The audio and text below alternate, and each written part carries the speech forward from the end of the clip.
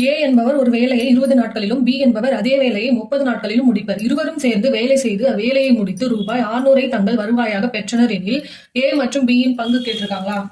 ஏ வந்து ஒரு வேலையை எத்தனை நாட்களில் முடிப்பார்? 20 நாட்களில். பி வந்து அதே வேலையை 30 நாட்களில் முடிப்பாரா? இப்போ இந்த ரெண்டுக்கும் நாம எல்சிஎம் எடுக்கணும். 20, 30 எல்சிஎம் எடுத்தா நமக்கு என்ன கிடைக்கும்? 60 கிடைக்குமா? இப்போ 60 டிவைட் பை 20 வந்து 3. 60 டிவைட் பை 30 வந்து 2வா? இது ஏவோட ஒரு நாள் வேலை 3, பியோட ஒரு நாள் வேலை வந்து 2, ஏ பிளஸ் பியோட ஒரு நாள் வேலை 5. இப்போ இங்க வந்து ஏ மற்றும் பியோட பங்கு தானே கேட்டிருக்காங்க. ஏவோட ஒரு நாள் வேலை எவ்வளவு? 3. மொத்த வேலை வந்து 5 இன்டூ எவ்வளோ? 600 ரூபாய். இப்போ இதை கேன்சல் பண்ணா நமக்கு என்ன கிடைக்கும்? 120. 120 இன்டூ 3 0 3 2 6 3 360.